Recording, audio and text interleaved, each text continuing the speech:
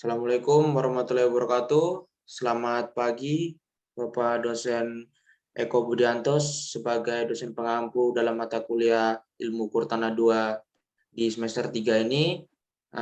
Di sini kami kelompok 3 ingin memperkenalkan diri sebelum mempresentasikan hasil praktikum kami Ilmu Kurtana 2 menggunakan alat teodolit. Untuk mempersingkat waktu, sebelum saya melanjutkan, di sini saya akan memperkenalkan diri. Kami dari kelompok 3 tidak sendiri di sini. Saya dalam kelompok 3 ini terdapat 6 anggota dari kelompok kami, tapi di dalam video ini yang bisa hadir atau mengikuti pembuatan video ini ada 4 orang, 2-nya atas nama Mila Rutsalina angkatan 2019, tidak ada kabar karena kami sudah menghubunginya di dalam grup, dan atas nama Yuliana Megawati tidak bisa mengikuti karena sepertinya sudah tidak kuliah.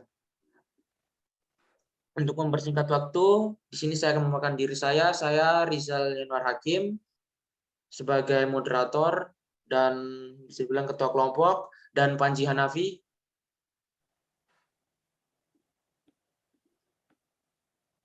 Saya Dharma Fatbi Payung. Habis itu ada Suci Indasari. Perkenalkan, nama saya Suci Indasari. Oke, untuk mempersingkat waktu, saya langsung saja ke inti dari presentasi ini, yaitu membahas apa saja atau hasil yang sudah didapat dari praktikum menggunakan alat teodolit pengukurannya. Kita langsung saja ke slide ketiga. Di sini slide ketiga ini akan dibawakan oleh Saudara Dharma Fadli Payung. Waktu dan tempat saya persilakan. Ya, bagian A. Pengertian ilmu ukur tanah. Ilmu ukur tanah sering disebut juga plane surveying, yaitu ilmu yang mempelajari cara menyajikan bentuk permukaan bumi baik unsur alam maupun manusia, mencakup seni dan teknologi. Di atas permukaan tanah yang dianggap datar,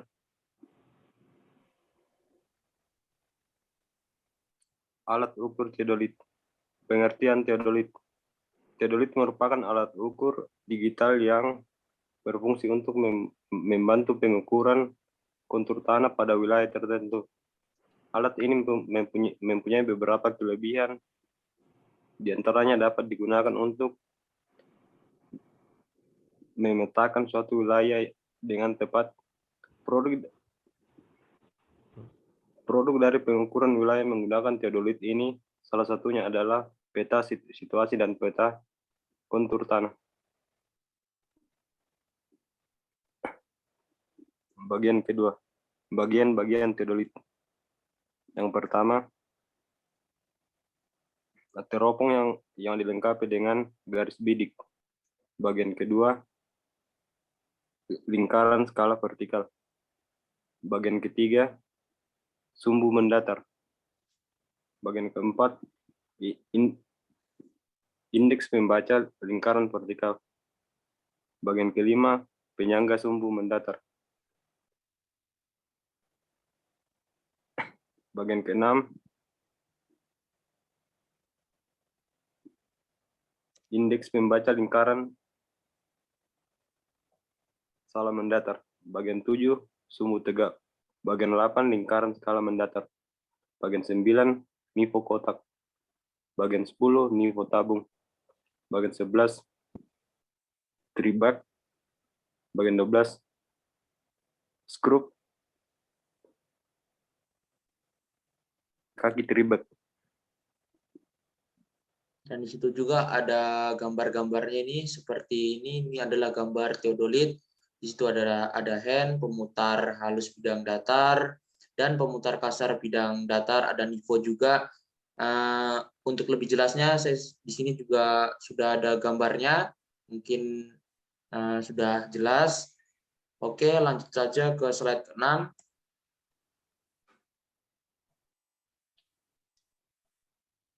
Lanjut, Saudara Dharma. Macam-macam teodolit. Macam-macam teodolit berdasarkan konstruksinya dikenal dengan dua macam, yaitu teodolit reiterasi atau teodolit sumbu tunggal. Dalam teodolit ini, lingkaran skala mendatar menjadi satu dengan kiap, sehingga bacaan skala mendatarnya tidak bisa diatur. Teodolit yang termasuk ke dalam jenis ini adalah teodolit tipe White dan tipe DKM 2A atau Kerr. Teodolit yang kedua, teodolit repetisi. Konstruksinya kebalikan dengan teodolit reiterasi, yaitu bahwa lingkaran mendatarnya dapat diatur dan dapat mengelilingi sumbu tegak.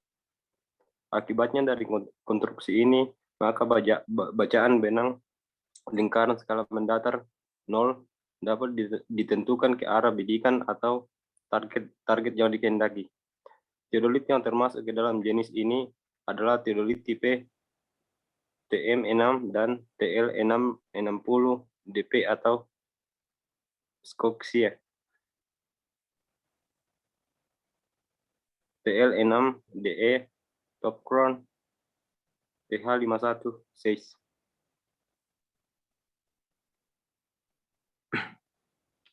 Macam-macam teodolit menurut sistem pembacanya. Pertama, teodolit sistem bacaan dengan indeks garis. 2. Teodolit sistem bacaan dengan noise. Bagian ketiga, teodolit sistem bacaan dengan mikrometer. 4. Teodolit sistem bacaan dengan koinsidensi. 5. Teodolit sistem bacaan dengan digital. Macam-macam teodolit menurut skala ketelitian. Yang pertama, teodolit presisi tipe 3T atau White. Kedua, teodolit 1 sekon tipe T2 White. Ketiga, teodolit 10 sekon tipe TM10 Sokisa. Keempat, teodolit 1 menit atau tipe 2 White. 5. Teodolit 10 menit tipe DK1 Current.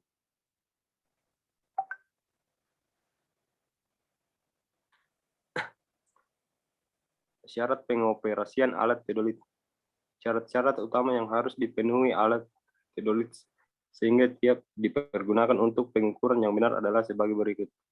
Yang pertama, sumbu 1 harus tegak lurus dengan sumbu 2 atau vertikal dengan menyetel nivou tabung dan nivou kotak. Kedua, sumbu 2 harus tegak lurus dengan sumbu 1. Ketiga, garis bidik harus tegak lurus dengan sumbu 2. Sumbu 2 harus datar. Keempat, tidak ada satu indeks pada lingkaran ke-1 atau kesalahan indeks vertikal sama dengan 0. 5. Apabila ada nivou teropong, garis bidik harus sejajar dengan garis nivou teropong. 6. Garis jurusan nivou skala tegak harus sejajar dengan garis indeks skala tegak. Ketujuh, garis jurusan nivou skala mendatar harus tegak lurus dengan sumbu 2. Garis bidik tegak lurus sumbu kedua atau mendatar.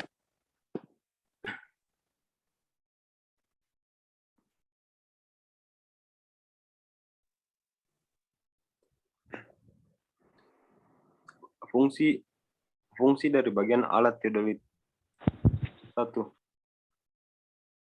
Merupakan piranti untuk mendirikan alat di lapangan yang terdiri dari kepala statif, tripod yang dapat disetel ketinggiannya. Kedua, plat segitiga tripod untuk menyatukan alat dengan tripod. Ketiga, setelan pendatar digunakan untuk mengatur sumbu agar vertikal dengan memperhatikan gelembung nivou kotak. Keempat, nivou kotak dipakai sebagai pengatur atau pembaca kedataran alat. Kelima, pengunci sudut horizontal dan penggerak lurus dipakai untuk memastikan sumbu tegak dengan gerakan halus dilakukan dengan cara mengatur skrup penggerak halus horizontal. Keenam, setelan sudut horizontal berfungsi untuk mengatur putaran sudut horizontal. Ketujuh, pengunci dan penggerak halus horizontal berfungsi untuk mengunci putaran sudut dan menggerakkannya secara halus tepat pada bidikan dengan skrup penggerak halus.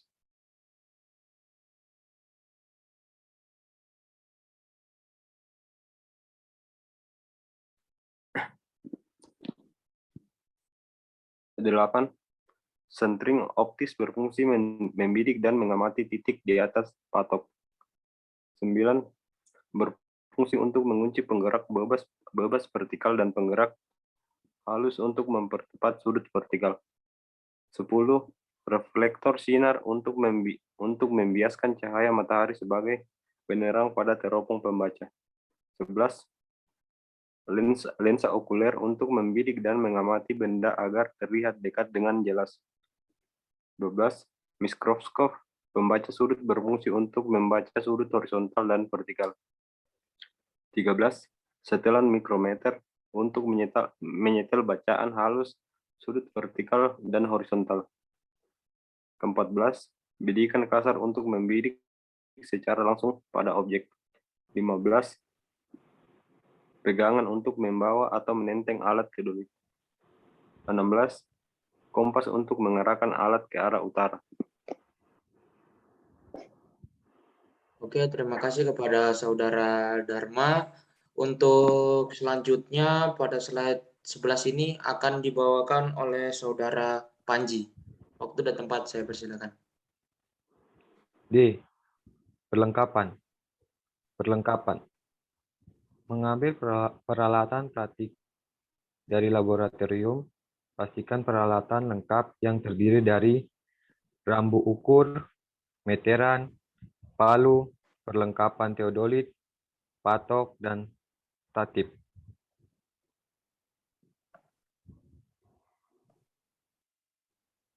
Dua, langkah kerja. A. Pasang patok pada lokasi yang telah ditentukan. B. Pasang statif di atas patok P0. C. Pasang alat teodolit di atas dudukan tripod atau statif, kemudian hubungkan dengan skrup pengancing lalu kencangkan. D. Tempatkan alat lurus vertikal di atas titik patok P0 dengan melihat pada centering optis. E. Setel alat di atas titik dengan cara memastikan gelembung nivå berada di tengah. F. Setelah alat dalam keadaan datar dan tepat pada pelurus vertikal, kemudian pasangkan kompas. G. Longgarkan pengunci sudut, kemudian kunci alat dengan setelan sudut horizontal pada posisi 0 derajat. H. Putar alat ke arah utara dengan memperhatikan jarum jam kompas tepat di tengah. I. Kunci pengunci sudut, kemudian longgarkan pengunci horizontal.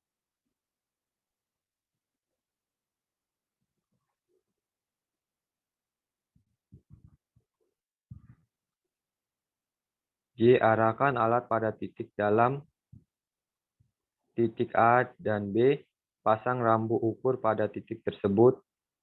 Baca sudut horizontal dan vertikal melalui mikroskop pembaca sudut.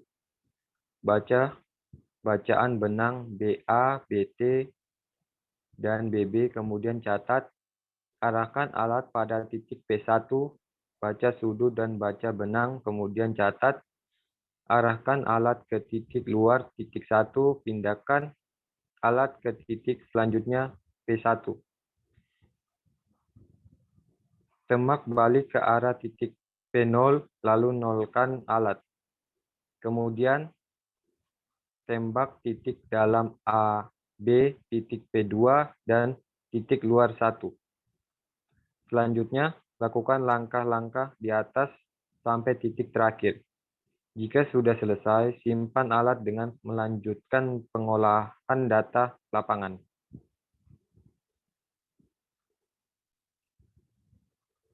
Pengukuran poligon. Pengertian poligon. Pengukuran dan pemetaan poligon merupakan salah satu pengukuran dan pemetaan kerangka dasar horizontal yang bertujuan untuk memperoleh koordinat planimetris X, Y. Titik-titik pengukuran. Pengukuran poligon sendiri mengandung arti dalam satu metode penentuan titik di antara beberapa titik yang lain. Untuk daerah yang relatif tidak terlalu luas, pengukuran cara poligon merupakan pilihan yang sering digunakan. Karena cara tersebut dapat dengan mudah menyesuaikan diri dengan keadaan daerah atau lapangan. Penentuan koordinat titik dengan cara poligon ini membutuhkan koordinat awal. Bila diinginkan sistem koordinat terhadap suatu sistem tertentu, haruslah dipilih koordinat titik yang sudah diketahui, misalnya titik yang akan dipatokan. Bila dipakai sistem koordinat tertentu dan titik tersebut dipakai sebagai acuan untuk titik-titik lainnya. Koordinat akhir. Koordinat titik ini dibutuhkan untuk memenuhi syarat geometri hitungan koordinat dan tentunya harus dipilih titik yang mempunyai sistem koordinat yang sama dengan koordinat awal.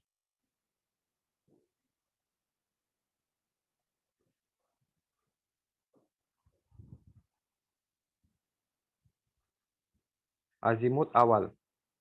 Azimut awal ini mutlak harus diketahui sehubungan dengan arah orientasi dari sistem koordinat yang dihasilkan, dan pengadaan datanya dapat ditempuh dengan dua cara yaitu sebagai berikut. Hasil hitungan dari koordinat titik-titik yang telah diketahui dan akan dipakai sebagai titik acuan sistem koordinatnya. 2. Harus pengamatan astronomis atau matahari pada salah satu poligon sehingga didapatkan azimut ke salah satu poligon tersebut dengan yang ditambahkan ukuran sudut mendatar. Data ukuran sudut dan jarak. Sudut mendatar pada setiap stasiun dan jarak antara dua titik kontrol perlu diukur di lapangan. Seperti di gambar pengukuran poligon.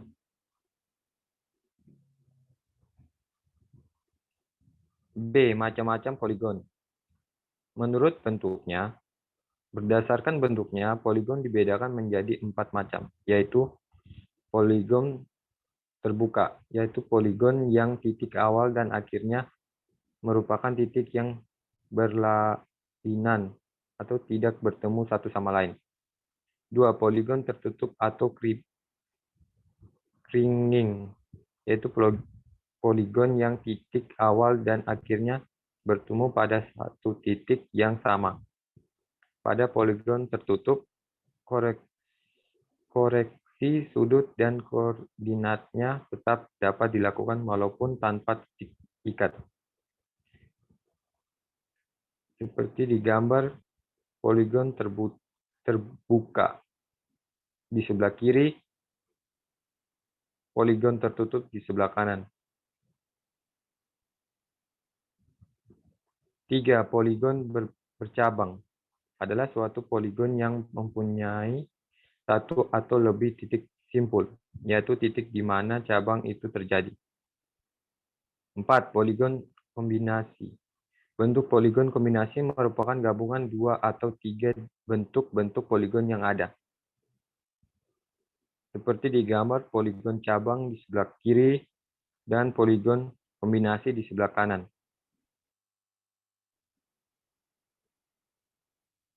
Menurut titik ikatnya, 1. Poligon terikat sempurna.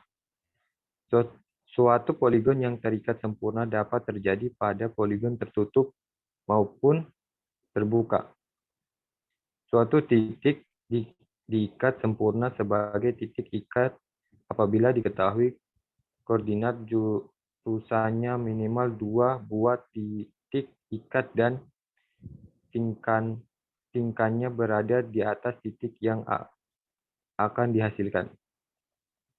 Poligon tertutup terikat sempurna.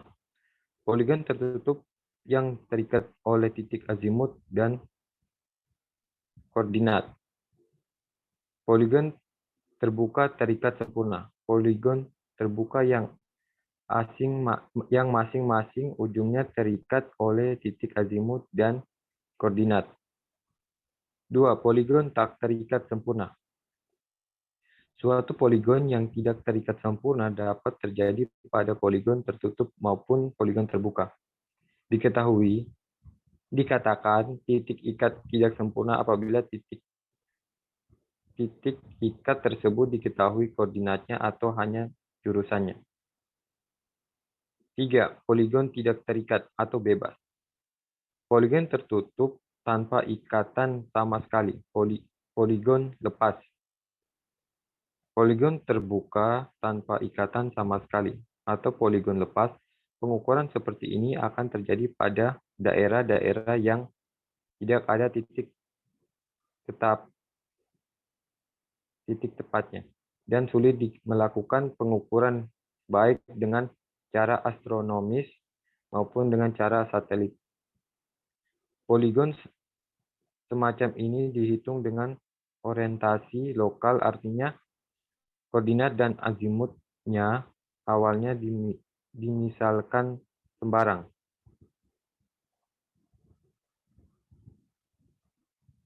Rumus umum perhitungan poligon seperti digambar. Untuk mendapatkan koordinat titik 1, 2, 3, dan 4, maka dilakukan pengukuran sudut. Beta 1, beta 2, beta 3, beta 4, dan jarak D, B1, D12, D23, D34, D4C. Rumus koordinat secara umum seperti digambar. Oke, terima kasih kepada saudara Panji. Untuk slide selanjutnya akan dibawakan oleh saudari Suci Indasari di slide 10. Untuk saudari Suci Indasari, waktu dan tempat saya persilakan.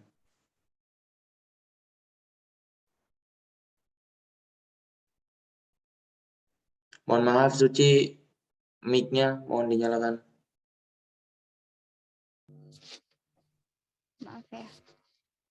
Syarat geometris hitungan koordinat. Yang pertama, syarat sudut.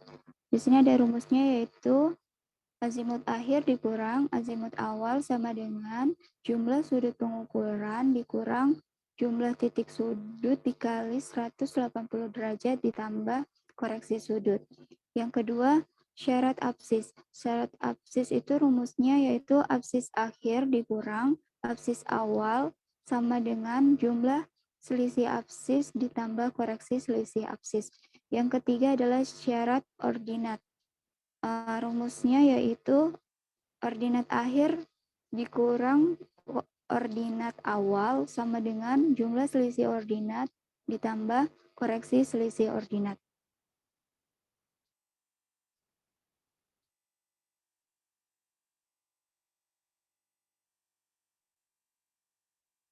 Apabila dipakai poligon tertutup di mana titik awal dan akhir sama, maka rumus akan berubah. Untuk poligon tertutup yang diukur sudut dalamnya, maka A. Syarat sudutnya 0 sama dengan sigma beta dikurang dalam kurung N dikurang 2 tutup kurung dikali 180 derajat ditambah F beta.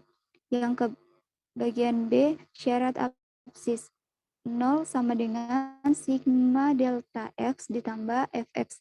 Bagian C, syarat ordinat syarat ordinat 0 sama dengan sigma delta Y sama dengan F Y. Untuk poligon tertutup yang diukur sudut luarnya, maka A. Syarat sudut 0 sama dengan sigma beta dikurang dalam kurung N dikurang 2 tutup kurung dikali 180 derajat ditambah F beta. Yang bagian B, syarat absis 0 sama dengan sigma delta X ditambah Fx. Bagian C, syarat ordinat 0 sama dengan sigma delta Y sama dengan Fy.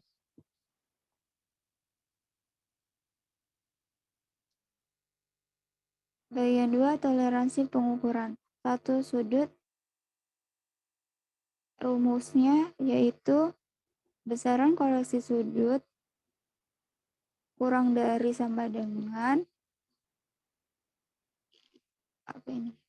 Bacaan skala terkecil sama dengan F beta kurang dari sama dengan I akar N, di mana F beta sama dengan besaran koreksi sudut, I sama dengan bacaan skala terkecil alat atau ketelitian bacaan sudut, N sama dengan jumlah sudut yang diukur.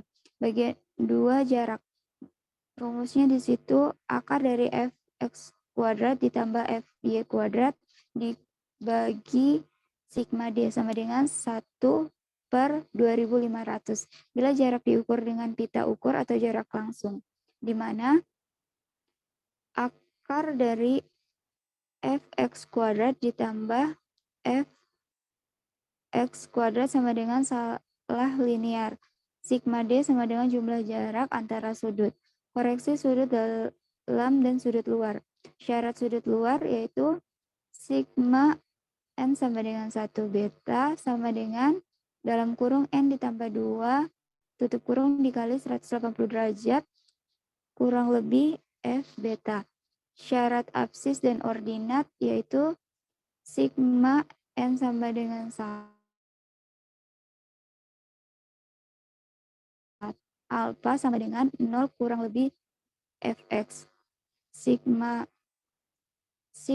N sama dengan 1 D dikali cos alfa sama dengan 0 kurang lebih Fx. Syarat sudut dalam yaitu sigma N sama dengan 1 beta sama dengan dalam kurung N dikurang 2 tutup kurung dikali 180 derajat kurang lebih F beta. Syarat absis dan ordinat sigma N sama dengan 1 D dikali sin alfa sama dengan 0 kurang lebih Fx. Sigma N sama dengan 1 D dikali cos alfa sama dengan 0 kurang lebih Fx.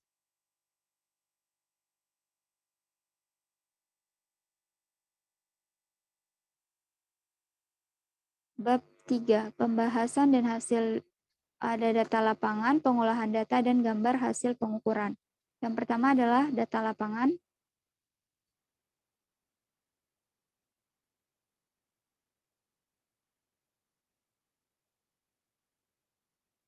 Di sini ada pelaksanaan praktikum, waktu dan tempat pelaksanaan.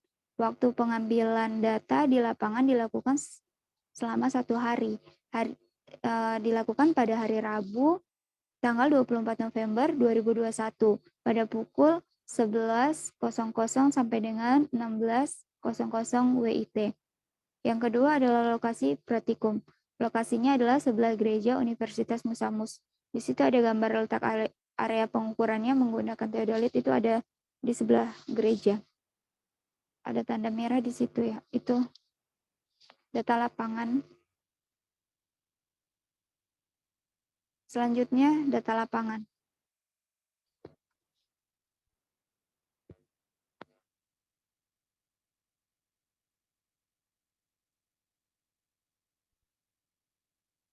Ini contoh data lapangan yang kita ambil ya. Di situ ada alat patoknya, tinjau patok berapa, terus ada benang atas, benang tengah, benang bawah, terus ada sudut azimutnya, ada sudut vertikal. Di situ kita menggunakan 7 patok.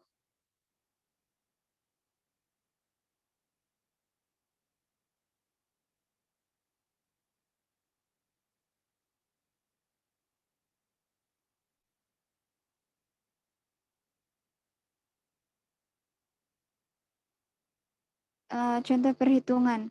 Dari hasil pengukuran diketahui sudut horizontalnya 176 derajat 52 menit 0,5 detik. Sudut azimutnya 114 derajat 24 menit 15 detik. Sudut vertikalnya 89 derajat 52 menit 45 detik. Tinggi alatnya 1431 1431. Jarak rantai 25, jarak optis miring 25, jarak optis datar 25. Bacaan benang atas 1540, benang tengah 1410, benang bawah 1290.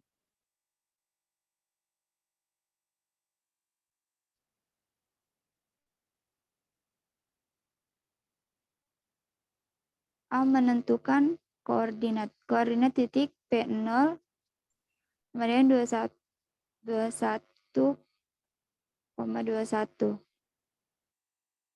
Koordinat titik P2 65.9338,094, minus 0.88666869.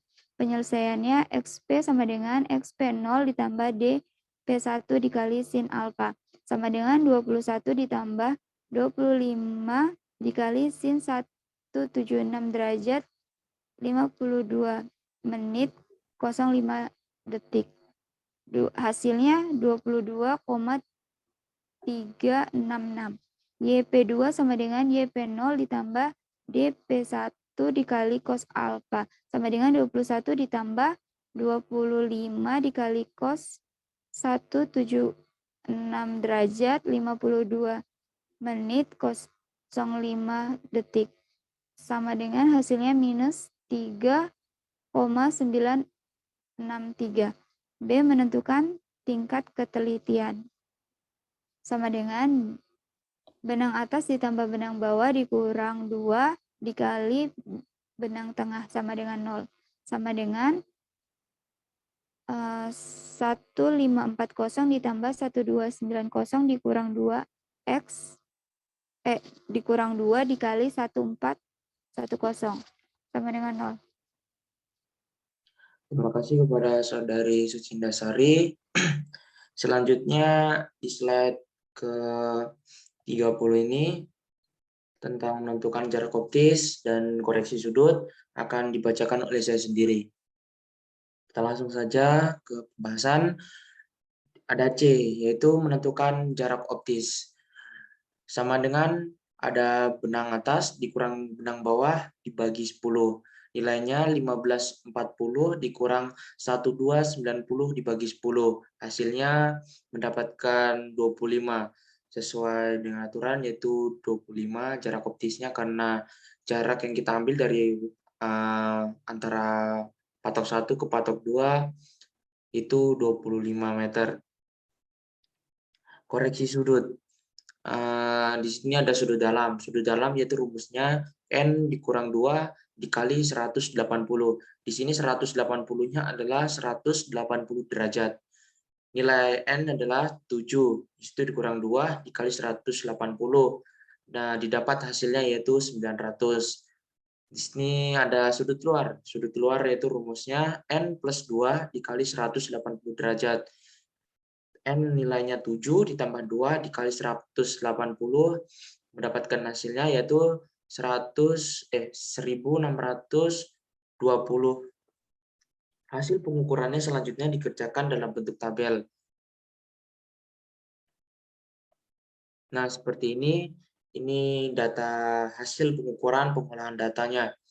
Di sini praktikumnya bertempat di sebelah gereja, tanggal praktikumnya itu 24 November 2021. Di sini sudah ada ini sebagian potongan dari screenshotan hasil yang sudah kelompok kami kerjakan di Microsoft Excel. Di sini ada P0, ada P1, itu ada maksudnya P0 di sini adalah titik awal yang nanti kita cari sudut azimut awalnya. Sudut azimut awalnya berupa nanti kita mencari arah utara sebelum kita melanjutkan ke patok ke-1. Nah, di sini ada long cross-nya yang sudah ibaratkan dengan A sampai E dan angka 1 sampai 5. Di sini sudah jelas juga dimaksud tanda biru ini di benang atas, benang tengah, benang bawah ini adalah hasil pengukuran. Nah, azimutnya juga ini ada warna biru, di vertikalnya ada warna merah.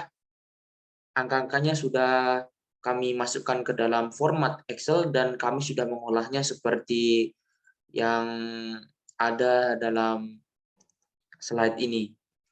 Oke, kita lanjut ke selanjutnya, yaitu gambar hasil pengukuran. Nah, gambar penghasil pengukurannya ini seperti apa? Gambar hasil pengukurannya seperti ini. Nah, ini adalah gambar hasil pengukurannya. Ini adalah kontur area pengukuran. Gambarnya seperti ini. Dan kita lanjut ke slide selanjutnya, yaitu di bab 4, penutup. A. Kesimpulan. Berdasarkan hasil praktikum yang telah dilakukan, dapat diketahui bahwa pengukuran teodolit dan pengukuran detail untuk mencari data jarak, beda tinggi, dan sudut. Setelah melakukan pengukuran poligon tertutup, ternyata titik awal dan titik akhir harus ketemu. Koreksi sudut dan koreksi koordinat tetap dapat dilakukan walaupun sedikit rumit. Dan yang ke B yaitu saran. 1.